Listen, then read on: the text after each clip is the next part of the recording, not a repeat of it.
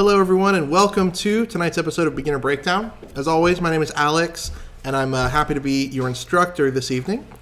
So tonight we're going to be going over the knight, one of the most infamous pieces in chess. It's besides the pawn, it moves different than everything else. And so we're going to be talking about what some of that means, how we can use our knights to gain advantages. And to start, I thought I would just put out this position here. And the idea is one of the main uses our knight has is because of its strange move, right? So the knight moves in an L shape. It goes two spaces in one direction and one in the other, always. And it can go in every direction. So we can see it can go to all of these squares right now. And again, it jumps to get there. So any piece that's in its way doesn't matter. It's always going to jump. And so that lets us do some unique things. And the first of those is forks. So in this position, there's actually two really strong forks, knight to f6 and knight to c7. And the idea of a fork is a tactic where you attack two or more pieces or key squares in one move. So if we put the knight here on f6, we are attacking both the king and the queen. Obviously, this is very valuable, and one of the reasons the knight is so infamous is because it can attack a very powerful piece like the queen that can move in every direction because it's just slightly off kilter. It's this, again, this strange L shape. So that allows us to do things like this.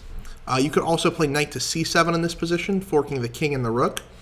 And so we're going to be looking for any time where this pattern is available, where two pieces are on a square that the knight can hit them.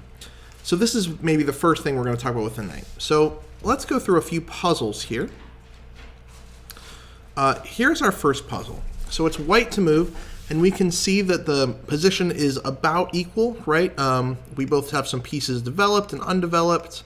White maybe has a slight advantage because of their pieces being a little more centralized, but it's still fairly close. But white does have a nice tactic here that's going to give them the advantage. So if anyone wants to take a shot in person or on chat, feel free to give some suggestions. What should white do to capitalize on this position?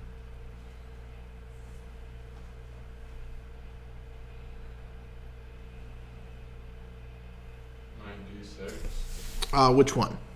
I'm trying to think. So yeah, we have. I'm trying to do both. Yeah, so perhaps it might not make a difference, but the suggestion is one of these knights going to d6. If I were playing, I would probably put this knight on d6 just because I don't want to worry about complications of them taking my knight here. But the idea is this is, so what's your point with knight to d6? So I can take it or not. Bishop probably will take. Okay. Then I take again. Sure. Eventually the king's going to have to move somewhere. Yeah, and then f7. Yeah, so this is actually a really interesting one because you're utilizing both of these knights and the check not to get an immediate fork, but whether I take or move, eventually this will result the same.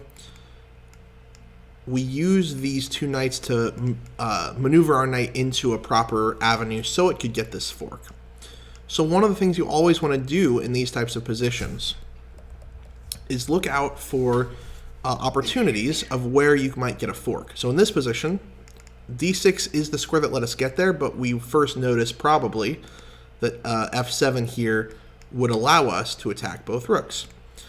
The reason you have to go to d6 is a move like knight to g5 is too slow. It's not calling check, and black now has a move to respond. I don't know what the best move here is, but maybe something like just bishop to e8, defending.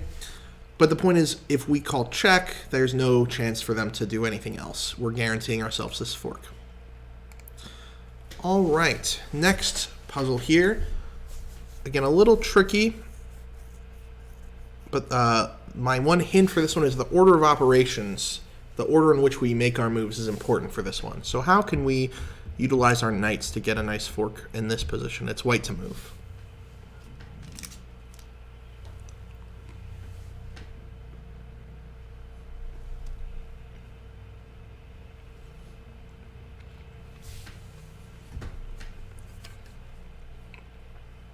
Bishop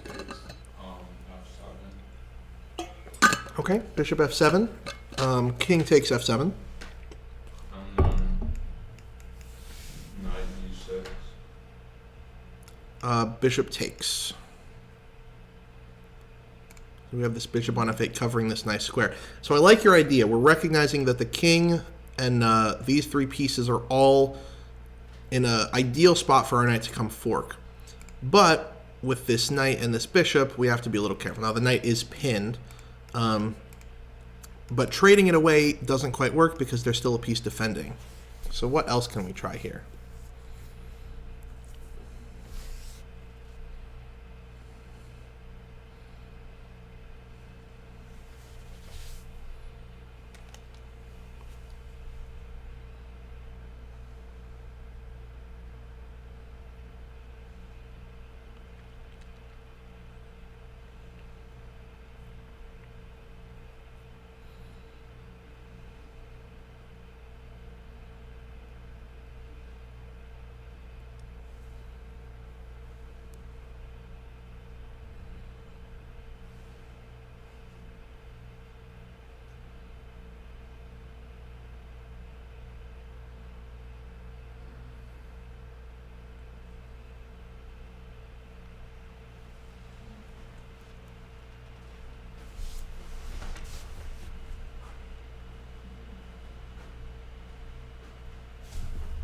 Any ideas?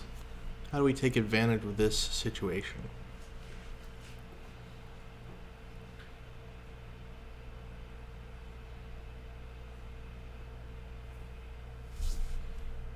Hit rook e1. Okay, so rook e1 check. Normally I would like this move because it's bringing our piece in and it's going to help attack. I think unfortunately though this is going to give black, I think they have a resource here. But I have to see what it is because they can't just play something like bishop to e7 because then this would fork. And they can't move their knight in the way. What is their move? That might be good enough, but I think there's a slight problem. So let me take a quick look. So king to d7, and oh, I see. We can't just take this free knight because then black will take our bishop. And if we take the bishop first, then the rook takes and defends the knight. So no, this is close, but it's not quite good enough.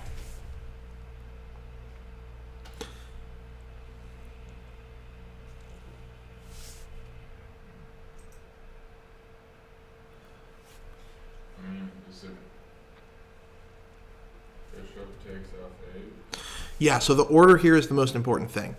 Ultimately, what we want to happen is we want the king to end up on this square where the knight is, so that when we call check, it forks. If we take here first, we can't do it because the bishop covers, and if we take the bishop, then the fork is gone. So as you pointed out, yeah, we have to take the bishop first. This basically forces king takes f8, and after we take the knight, the king has ended up on the perfect square for us to get our fork.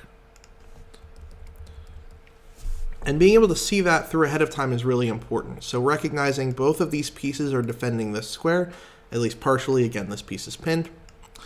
But our ultimate goal is to get our king to end up on one of these squares. So we have to trade everything off, and we have to trade this last so that our knight can come in for the fork. Hello, everybody in the chat. Glad to have you all here. All right, so here's our next position. Maybe this one's a little bit easier, but no less tactical. How can we gain a nice advantage here using our knight forks?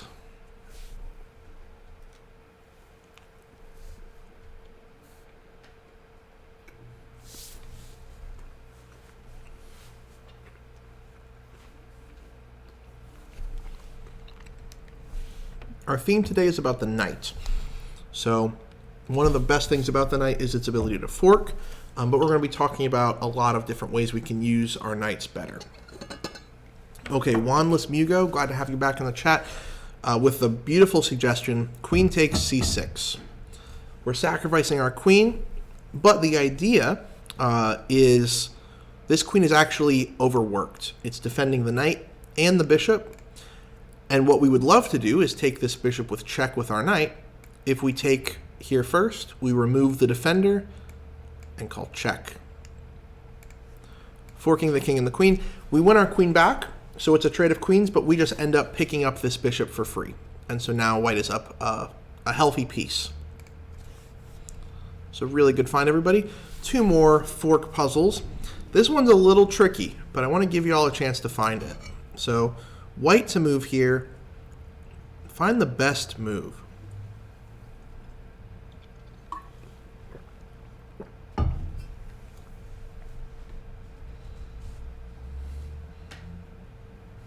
Glad to have you in from Brooklyn, New York. See if you can find our answer to this puzzle. White to move.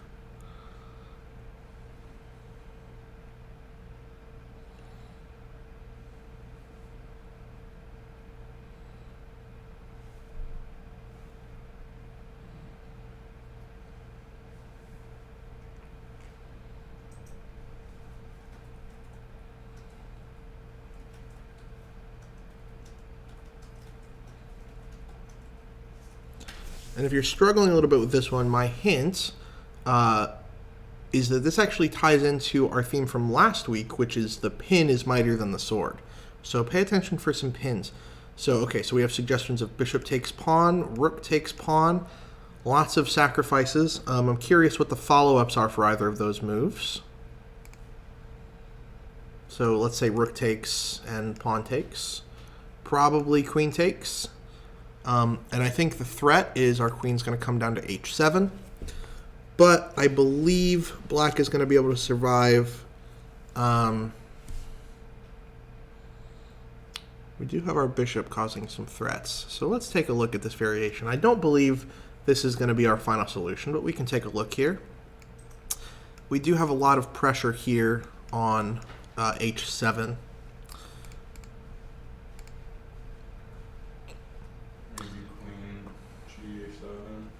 Yeah, queen g7 looks pretty good. I think black might even be able to get away with rook f7 because we've given up our rook, so black can give back the material and diffuse some of our pressure.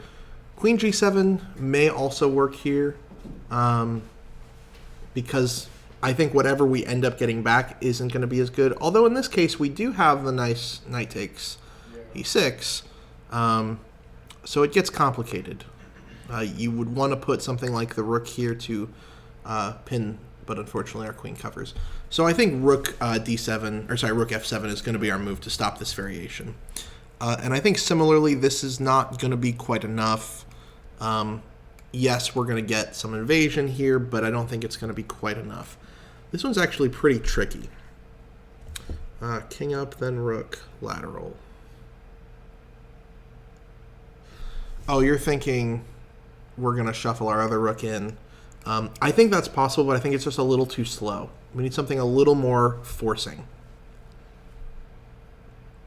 Like, for a strategic advantage, it might be worth sacrificing the rook if you're playing a longer game, but there's a nice tactical idea here that's even a little sweeter.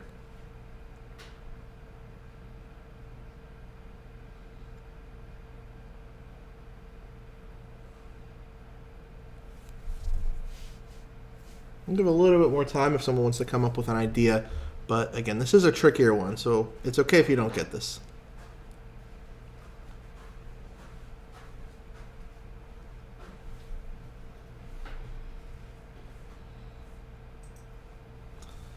All right, so I'll help you out with this one.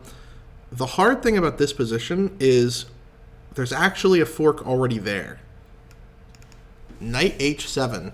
The problem is knight takes pawn looks good, but I think pinning is going to be too problematic. But knight h7, with the idea that we're forking the king, or sorry, the queen and the rook. And what do? The only move that seems to make sense is to take. But now there's a really big problem. I think you may have spotted some of it. What's the issue here? The g pawn's pinned. Yeah. So now we can take for totally free, and we get all the benefits of before, except now we're doing so with check. So there's no time for black to stop it. Wherever they go, it doesn't make a difference. Queen to h7 is going to be checkmate.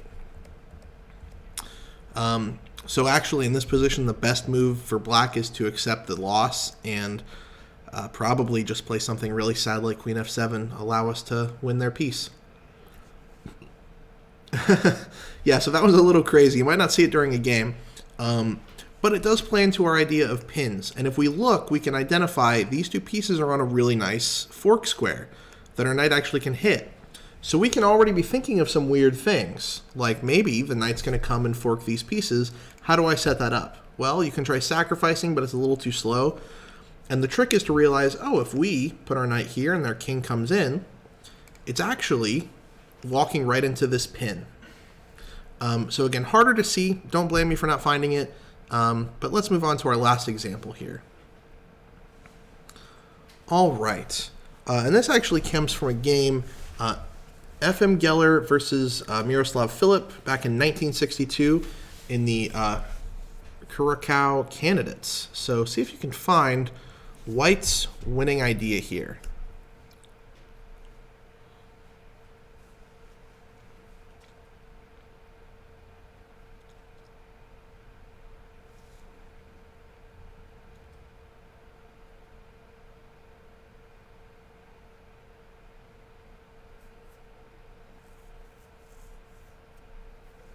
It's a little bit tricky. There's a lot of moving parts in this position, but once you see it, it's pretty sweet.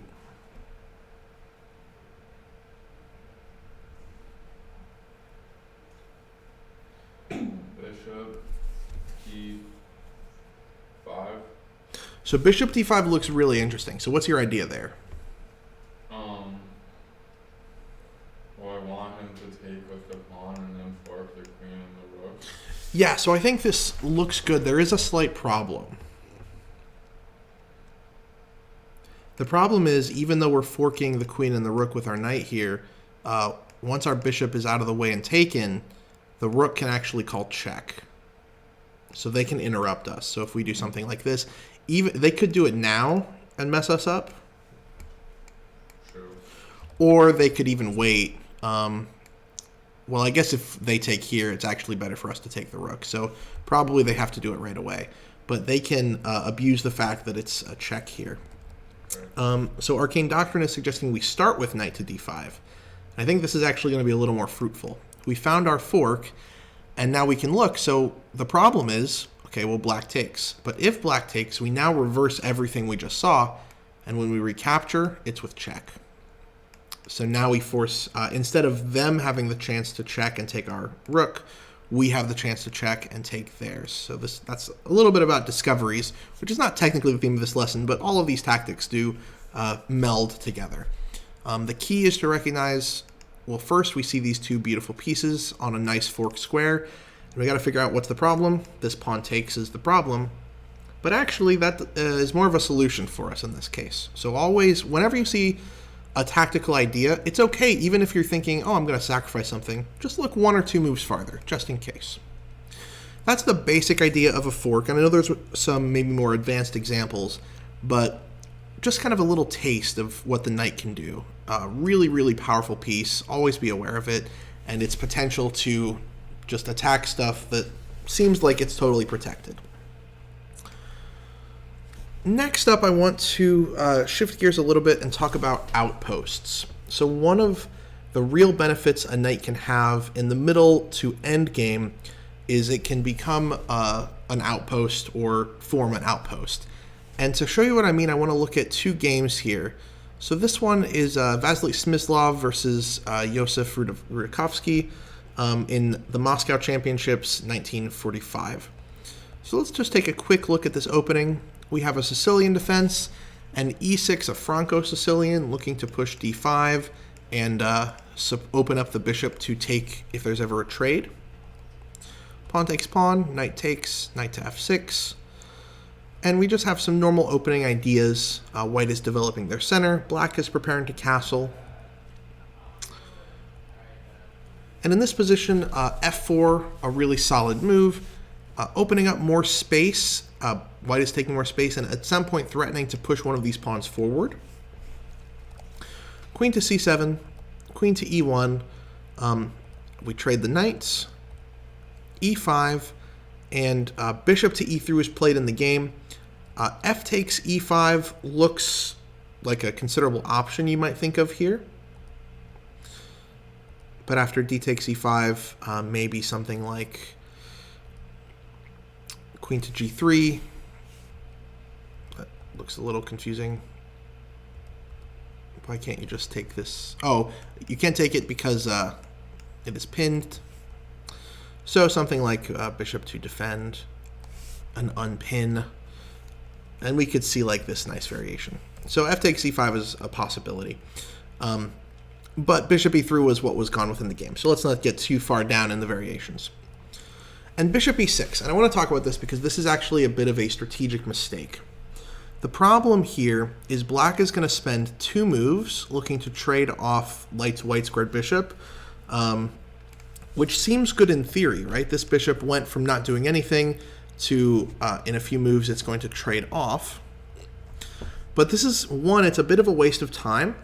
It allows white to gain this space with pushing f5.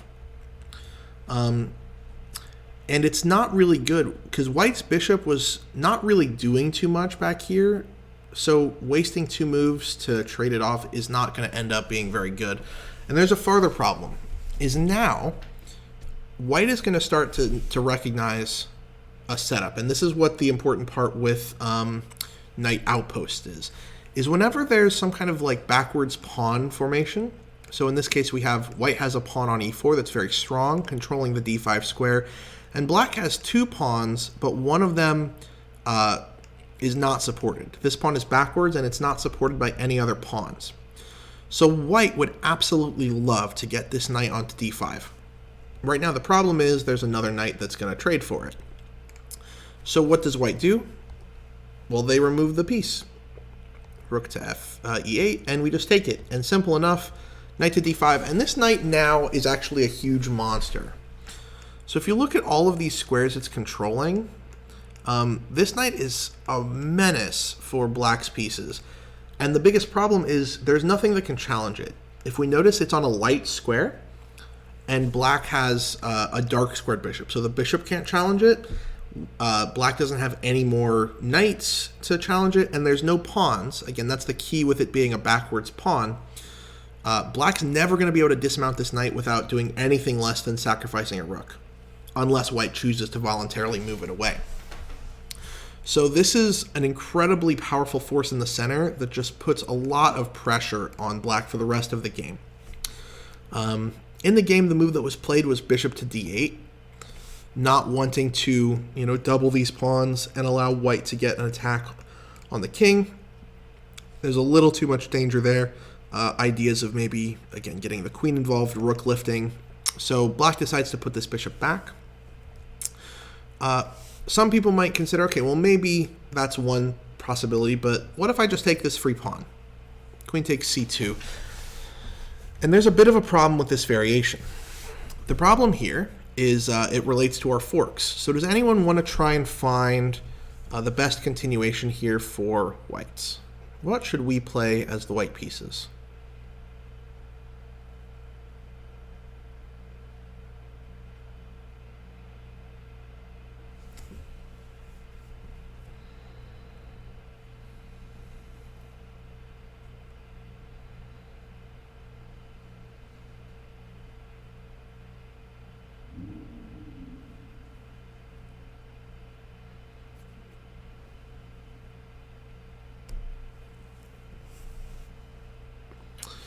So we have ideas of rook c1, knight c7. So you're on a very close track there, Arcane Doctrine. We've noticed that this knight is primely positioned to fork these 2 pieces. I think there's a subtle reason why rook to c1 isn't preferred as the starting move, but I want to confirm. Perhaps it's just because it's allowing queen takes b2, and we're going to get a fork here, but we're actually going to be trading 2 pawns. Sorry about that. 2 pawns here and our knight for one of these 2 rooks. So we can do a little better than that. I would recommend starting with rook to f2. First, we're defending our pawn. And then after the queen moves back, then we can play rook to c1. And if the queen tries to move off the line, then it's not defending anymore. We can just play knight c7 right away. And if the queen stays on this line, wherever it goes, then we can play rook to c1. So I think that's just slightly better, but the idea is the same.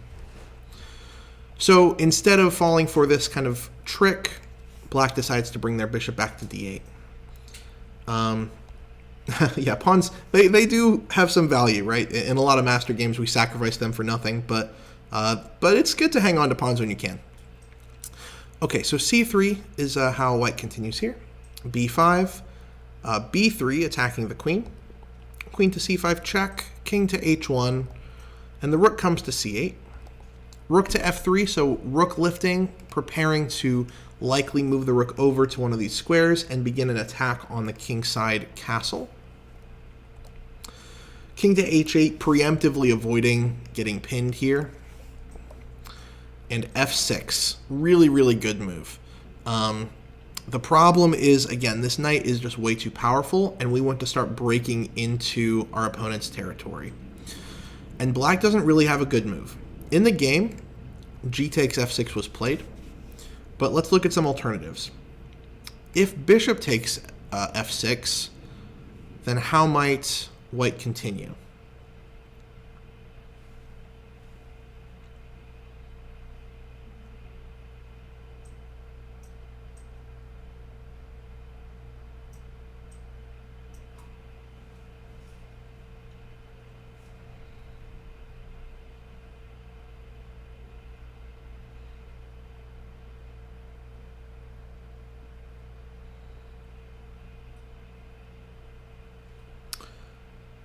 Rook h3.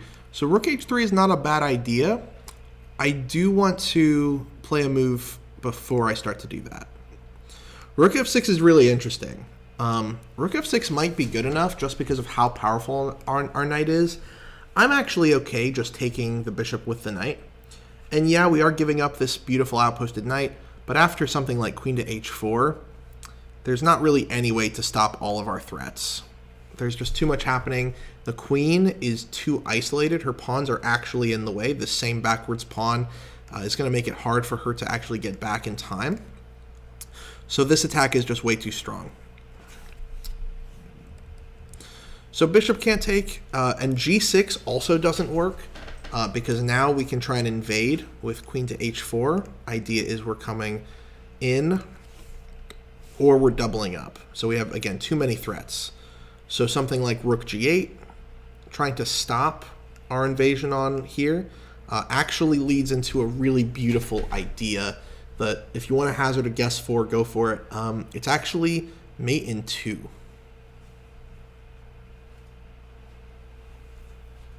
Queen takes h7.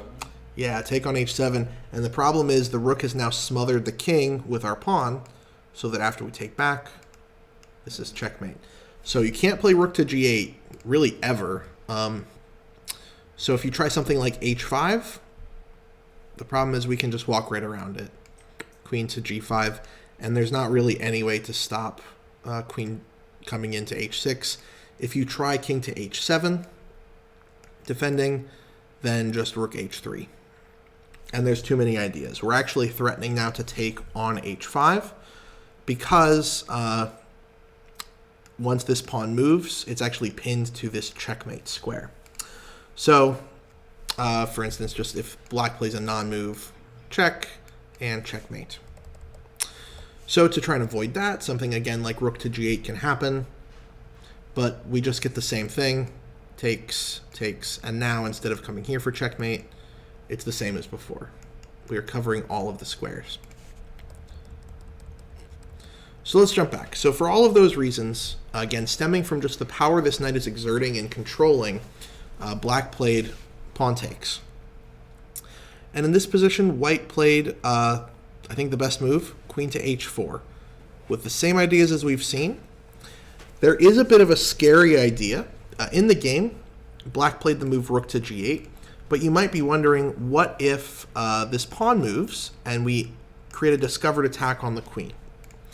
If f5, white has a really beautiful move. So does anyone think they can find the best move for white in this position? There's probably a few good ones, but one's just the most forcing and most killer.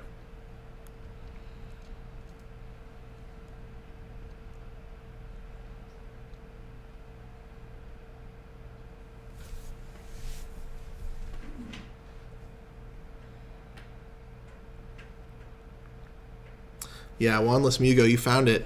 And the Death Cyber right behind. Knight f6. Using our knight again, we're cutting off the bishop and threatening checkmate. This forces bishop takes f6. There's no other way to stop checkmate. Bishop takes, and now we take with check. And after king to g8, we can get our rook involved with check. All of these moves are forced. And here, not playing queen to g7, which is actually going to give the king an escape. You can just play something like rook to g7. Amplify the pressure, and you have to stop checkmate, so after a move like rook to e7, very simply, rook takes h7, not focusing wholeheartedly on this one pawn, but realizing now the king is in a very unfortunate back rank situation. The king's going to have to run over to e8, and we can call check, king to d7, queen takes f5, and just everything is falling. Rook to e6, desperately trying to block. Rook takes f7, rook here, and we just go back. We win a pawn.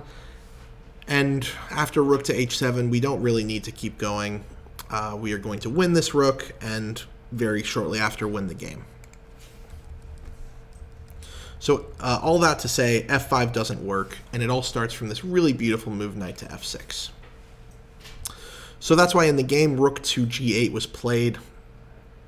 And here, this I think will be our last example for this game. The game continues and we'll look at it, but another really beautiful move here for white. What does white play in this position?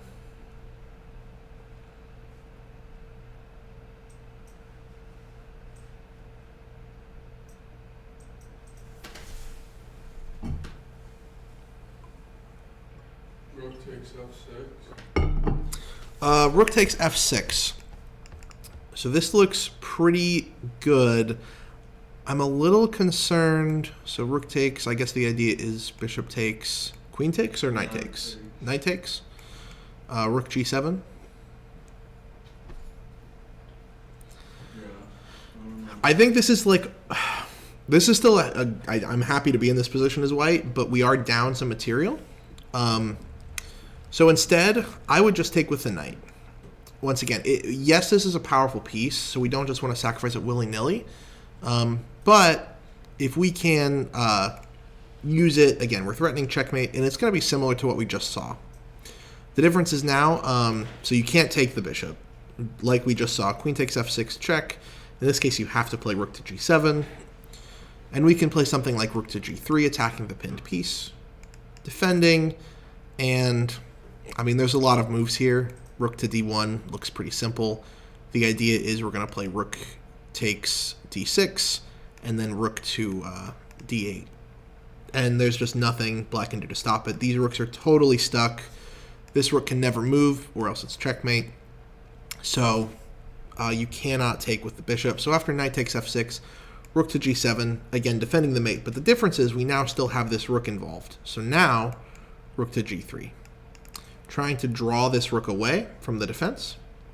Now bishop takes f6 is forced. If you play some non-move, like a5, then we have the same kind of idea we saw earlier. Queen takes h7, and after rook takes, now rook to g8, the knight supporting. And obviously you can't take the rook here because that hangs checkmate on h7. So in the game, bishop takes f6 was played. Queen takes, and similar to what we just saw, rook to g8 defending, and rook to d1. d5 was played. Rook takes, and rook takes d5. And again, there's no way to stop rook to d8 checkmate. Or not checkmate, but checkmate very soon. This rook is pinned, so the queen's going to have to go back here and defend. But we can still play it because we're going to force them to give up their queen. And hopefully you would feel comfortable winning this position with white. So all of that goes to show the power, again, of this outposted knight. Black's bishop was forced to play defense, and all of Black's pieces were so cramped because this knight was controlling so much space. I want to show one more game that shows the same idea. We're not going to go into as much depth, but it's another really beautiful game. Also, this was another USSR Championship game from 1956 between Iosif Boleslavsky and Georgy Lisitsin. This game starts again with a Sicilian, this time a little more traditional, so nothing too much to worry about here. Continuing through the opening moves, both sides are going to activate and get safe. White's looking to be a little aggressive towards this square. And queenside castles, knight takes d4, bishop takes, queen to a5, king to b1. And in this position, Black makes a strategic mistake. They play the move e5, which looks good because it's gaining tempo on attacking the bishop and forcing White to respond. But the problem is, as we've already seen, it's making a backwards pawn. And it's actually the same one from the last game. So again, by a backwards pawn, I mean there is no pawn here to defend or help support this pawn on d6, which means this outpost now is looking very good. We're going to need to do a little work because right now there's a knight that can go there and there's a light squared bishop that can support. But this is something, as soon as a backwards pawn like this is created, something you should have your eye on is maybe I can use that up. The other reason e5 I don't like is because Black spent some time fianchettoing their bishop here on g7, and the e5 actually blocks its scope. So you want to be a little careful of that. But let's continue with the game. Bishop to e6. Black has recognized the threat of knight to d5 at some point and just how important this d5 square is. So they're putting every piece there to control it. And White's going to very beautifully undermine all of Black's control. In this position, White played the move a3 instead of taking this pawn on d6, which looks like it's a free pawn. But what is the problem? Why White made the right choice by not taking this pawn? How can Black continue and cause a lot of problems for White?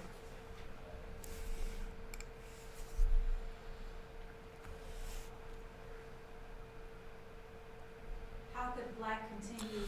Yes, so in this position, we're looking at, had White made the mistake of playing queen takes d6, Black can punish this move. So what should Black play here? Oh, they should play the rook, right? Or no? One of these rooks here to attack the queen. Yeah. You have the right idea, but I want to switch the order of operations a little bit because I really like that idea. First, you can actually take here on a2. Oh, yeah. And the idea is this knight is defending both this square and this rook. Once we bring our rook in, right, it's not as effective if we do it right away because the knight's defending the rook. So if the queen moves out of the way somewhere, then let's just say like here, this isn't as, it's still good, Right. but it's not quite as good as if you force the knight to make a decision. So in this case, after knight takes, now rook d8, and this is actually almost a mating threat. Now the knight's going to be able to block, but you're about to lose a rook or your queen. So let's jump back. So that's why we can't take on d6. So White plays a little safer, a3, getting out of the line of sight of this bishop.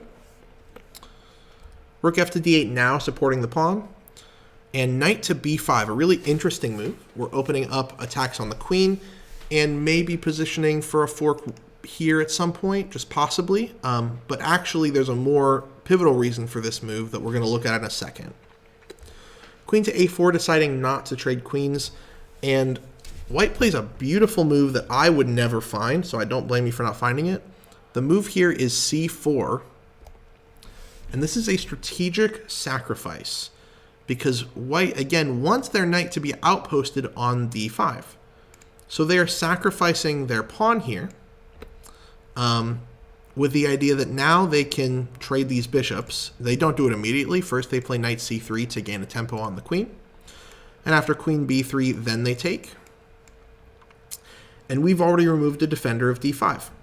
The only thing left is to remove the knight. And so just like before, bishop to g5, queen e6, and we just simply take it. And now knight d5, and just, again, look at the monstrous outpost that this knight has. It is untouchable, and there's so much space and control, and there's so many threats. So The game continued. We're not going to look at every specific line, but I just want to show you how powerful this is. Queen to h4. And white plays queen to e2 with this idea that they would rather, like, they want to push these pawns, but if they go right now, then black can kind of blockade with the queen. So they stop this idea by playing queen to e2 with the plan to move it to f1, and then they're supporting everything. Bishop to f8, because now the bishop and queen are both trying to defend these squares. This bishop is really having a tough time because it's got to try and defend f6 and e7, and maybe even it's supposed to defend c7. So you can already see that this bishop is doing way less work than this knight. Queen f1 continuing with the plan, rook a to c8, and g3 forcing the queen back. Queen to g5, h4. Again, sacrificing a pawn, but this time it's a little more obvious why black shouldn't take it. What's the problem with queen takes g3?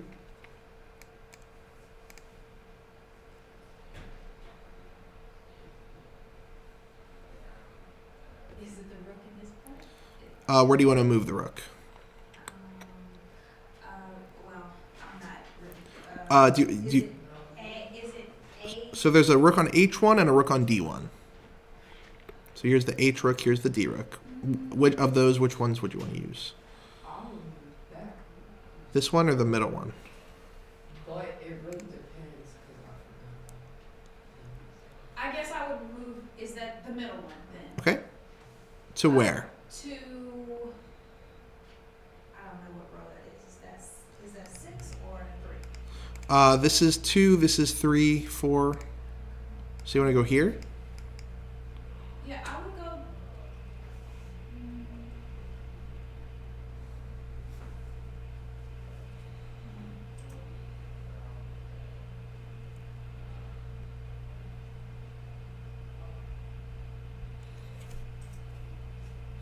So I think this is an interesting idea, but it's a little bit slow. I think there's maybe ideas of then pushing this pawn and opening up an attack on the queen. But I would think, in the opposite sense, what if I attack the queen right now?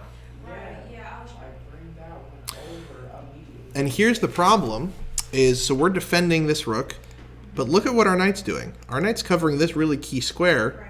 and actually this queen is trapped. Every square this queen could go is covered by one of our pieces. And part of that is because the knight is serving this really firm foundation here and guarding f4. So you can't take on g3.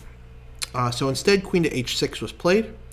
g4, gaining space and just building pressure. g5, just trying to stop white from pushing one of these pawns. Black pushes to g5. Pawn takes, queen takes, and rook to h5, supported by the pawn. Again, taking up space, forcing the queen back. And here, again, we see a really beautiful move and a benefit to this knight outpost. White plays the move g5, sacrificing the rook. And in the game, black did not take it. Black played h6. So why not take the rook? What's wrong with black taking this rook? Well, your queen comes over, right? Or no? Well, we could attack it, but we don't want to trade queens if we're down a rook. You can force the king and the queen. Yep. This queen now leaving this space. This bishop had to pick if it wanted to guard here or here, and it chose poorly. This knight is threatening too much, so we can actually afford to just hang this rook because you can't take it. It's guarded by a tactic. So that's why h6 was played, leading white to play rook takes h6. Again, sacrificing the rook, this time to the bishop. But the bishop can't take the rook for the same reason. The bishop is guarding this square, and now, oops, whoops. So you can't do anything about that. You can't take it with the bishop. So queen takes g5 was played, and the rook went right back to h5. You still can't take it because this knight is coming in. And in this position, black resigned. Oh my goodness. It's brutal. That's It's so ugly. so, and all of that stems from just the power of this knight, right? e5 was a strategic mistake. It blocked this bishop and made it have to like just sit back here, and it can't guard everything because the knight is just happily sitting here in the middle. if you notice, so black resigns here. In this game, the power of the outpost is so big that on move 20, so earlier white sacrificed the c4 pawn to get this outpost. On move 20, the knight came to d5, and it was so powerful there that it didn't even have to move for the rest of the game. Every threat it made was implicit. White never even had to move it because it was doing so much. It's allowing us to sack a rook to gain more space. Again, we can do the same thing, and there's just nothing. So black resign in this position with the idea that if they continue and just keep trying to keep their queen, we could play something like queen to h1, threatening to bring our rook to g1 and pin the queen to the king, and threatening to play rook to h8. You cannot stop both threats. Something like bishop to g7 doesn't work. It's defending h8 and it's helping the king escape. But once again, this bishop is doing a job. The knight's too powerful. So there's your word to the wise. If you can get an outposted knight, it's real strong. One of the great benefits. So watch out for any opportunities where your opponent has a backwards pawn and no pieces, right? The key here to set this up, what white did, is they systematically removed all of the pieces that could challenge this knight. And they did that after they saw that there were no pawns here. So if all of those conditions are true, it's a really good idea. All right, so we got about, Arcane Doctrine, do I see these moves in my games? You know, sometimes it's easier to see the moves once you, like, have the knight on d5. I don't know that I'd be playing some of those crazy sacrifices, but one day you can work towards it. So let's wrap up with another really beautiful benefit of having a knight. Is the knight can deliver checkmate in a way that no other piece can. Since it can jump, it can do what's called the smothered mate. And a smothered mate is essentially where black's king is fully trapped by their own pieces, and we're going to use our knight to deliver a check that jumps over all of those pieces and attacks. So in this position, it's white to move, and white looks like they're in a bit of trouble because black has an extra pawn and a rook for their knight. So black's up materially, and white's queen's not defended where black's is. And if the queen moves too far away, then black's going to come down here and call checkmate with a back rank. So we got to be really careful as white, but because it's our turn and because of the power of the knight, we can actually win this game. So white to move. I don't want to hazard an idea of how we can not only make progress, but actually win this game.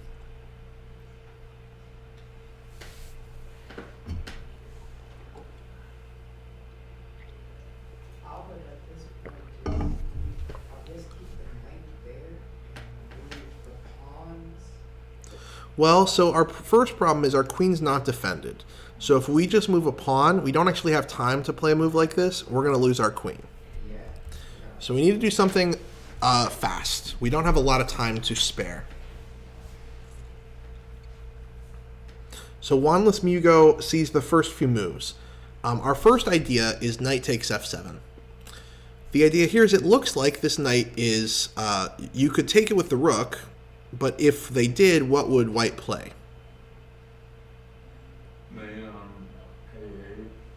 Yeah, so it's important if they decided to take our knight, we don't want to take the rook, we want to take the queen. This rook was defending the queen, but it's not anymore, and this will lead the rook to have to come back, and we get a checkmate. If we take the rook, we actually get into checkmate ourselves.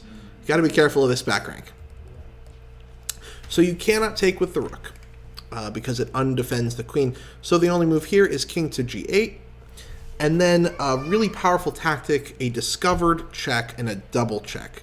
Knight to h6. We attack the king with the knight, and we attack the king with the queen. So even though both of these pieces are undefended, you can't take one because then the other would still be calling check. So because of that, we can't take the knight, we can't take the queen. The king has to go back to h8. And in this position, we could choose to opt for a draw.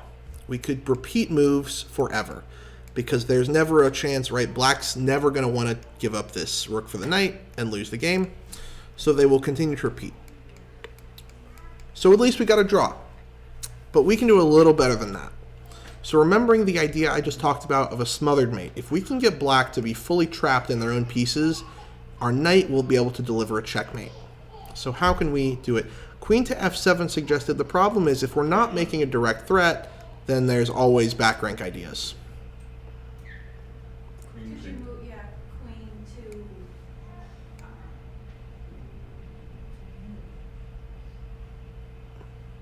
If you don't know the square name, just kind of describe where it's going. I guess then, queen to the far right, I mean, right next to the pawn, is it? Over here? Yeah, no? No, who's that? So if we're not attacking the king, then they're going to keep getting their back rank. So a few people in chat have the right idea. Queen to g8. Sacrificing the queen, but because it's defended by the knight, the king cannot take, the rook must, and now the king is fully smothered. Meaning, this is checkmate. So even though we gave up our queen, the knight able to jump over these pieces, attack the king, and the king can't move through their own pieces. This is, no other piece can do a smothered mate, only the knight. Let's look at a couple other examples. I've shown this before. I think I showed this last week, so I'm not going to go too much into it. But this is from the Budapest Gambit, and it's going to show a similar trap. White sacrifices a pawn on e5 early on to gain some initiative and keep forcing white to respond. Check. Knight to d2. Attacks again. a3, attacking the bishop, and here black can make the sacrificial move. Knight takes e5, allowing black to capture the bishop, because if they do, we have the same trick. Black to move. What's the best move in this position?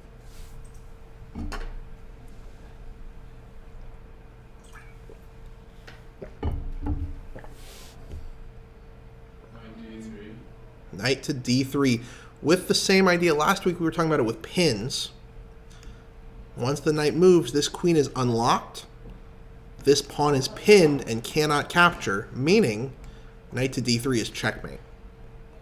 The queen locks the pawn down, and the king is fully trapped in its own pieces. Really brutal checkmate. And I want to show one more example here. This is from the game of the century. So this was between Donald Byrne and Bobby Fischer. And this was essentially called out as like a breaking out moment for Bobby Fischer. People were like, he was, I think, 13 years old at the time, and he played this incredible game. In this position, it was black to move, and he played the move. Let's see. I'm going to make sure I have this right. Yeah, rook f to e8, check, king to f1, and then he plays bishop to e6, giving up his queen because of a crazy long variation where if you take the queen, you're still losing. We don't have to go into all of that. But instead of taking the queen, Donald Byrne chose to take this bishop here. And in this position, black played some really beautiful moves. Black started with queen to b5 check. Now, in this game, the king went to g1. If the king had gone to e1, what would black have continued with?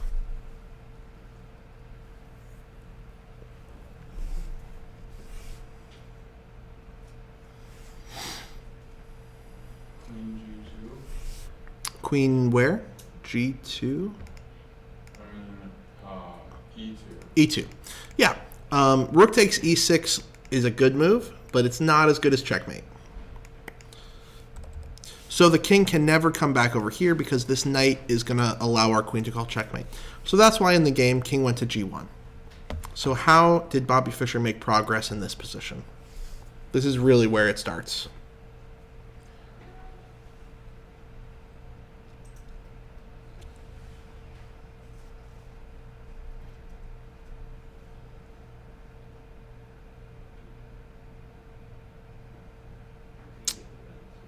Queen sacrifice. Where do you want to sack the queen? Queen to f6, f3, f1. So queen to f1 looks great. There's a bit of a problem. Queen to f1, if the knight takes our queen, then this is a smothered mate. But the king can also take. So you always have to be careful, right? Queen f1 looks good, but rook takes is not forced. So what do we have to do instead? We have to do a little setup to get our queen onto f1.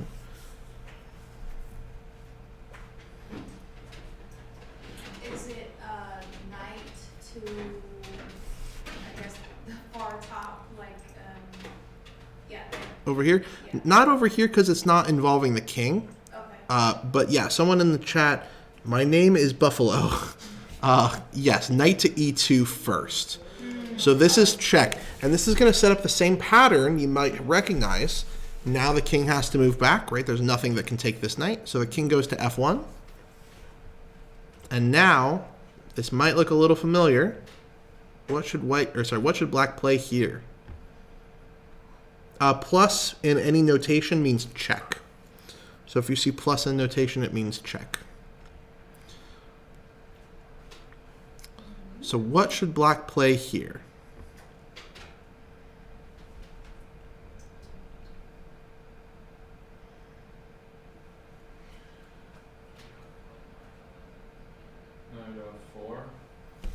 Knight f4.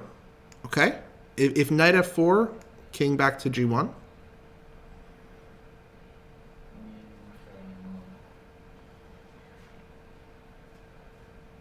So you're close. 926 Andy in the chat has the right idea. We're going to do double check again. Knight to g3. You can't take it again because it's a double check. And in this position, it's the same as before. The king still can't go to e1 because then it's mate here on e2. So the king has to go back to g1 now. And now, yeah, now that our knight is in this position, here's the important part, is the knight is defending the f1 square. Meaning, when we put our queen here on f1, you can't take with the king. This is what messed us up when we tried to play queen f1 first last time. So now, because the knight is defending, you have to take with the rook. And this game ended with the beautiful knight to e2, smothered, checkmate. The king is fully trapped. So very quickly to humor our king doctrine, I won't try and explain all of this, but just for fun, what would have happened if after bishop to e6, right? The point of bishop to e6 is Bobby Fischer wanted to draw this bishop away so he could deliver check and get this beautiful smothered mate. Instead, had white chosen to take the queen, here's what could have happened. We would have seen a similar kind of discovered check idea. So bishop takes check. King can't go to e1 now because the rook is open on this file. So king to g1, check, and we can gobble up a pawn, check. We can go to c3. And now a takes b6, hitting the queen. The knight is defended. Queen drops back. And instead of taking the rook now, Bobby could have played rook to a4. Attacking the queen again, defended by the knight, and defending the bishop. All of these pieces are defended. Once the queen moves away, then you take the rook. And it's a really weird, imbalanced position where there's a knight for a knight, and a rook for a rook, and a rook and two bishops for a queen. But White's king is so kind of just lost in the corner. There's back rank threats at some point. All of Black's pieces are super active, and White's rook is totally stuck in the corner. So the advantage definitely goes to Bobby in this position. So that's why White chose not to take the bishop, not to take the queen. But still kind of crazy that they saw all of that. But that's kind of the idea. And that's why in the game, instead of taking the queen, bishop here was played, which then allows this smothered mating pattern. And just to show it one more time, the king can never go to e1 because of checkmate on e2. So king moves away, the knight comes in with check, king moves back, and now the key move double check, hitting the king with two pieces, so you can't take the knight. Again, the king moves back, and now you can sacrifice the queen, defended, so that the king can't take. Rook takes, and checkmate. So that's really all the time we have today, but want to thank everybody in the chat. Key things to remember with the knight: this smothered mate, because the knight can jump. We also looked at outposts, so anytime you can get a knight on one of these outposts where it can't be challenged by another piece or by a pawn, really, really strong. And then just generally forks, right? Always being aware of opportunities to get your opponent's pieces in a nice forked position. Not just with the knight, but with any piece. So with that, thank you all for joining. Hope to see you again next week. This has been Beginner Breakdown. Please stick